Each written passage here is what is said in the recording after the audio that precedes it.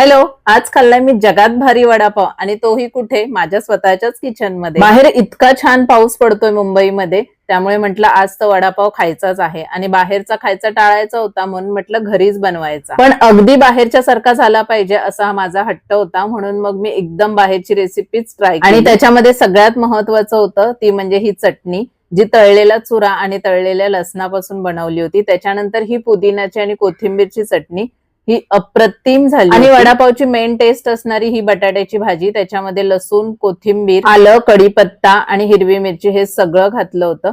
त्याच्यामध्ये कढीपत्ता कापून घातला होता, जिरं घातलं होतं आणि अख्खे धने असतात ते बारीक करून घातले होते।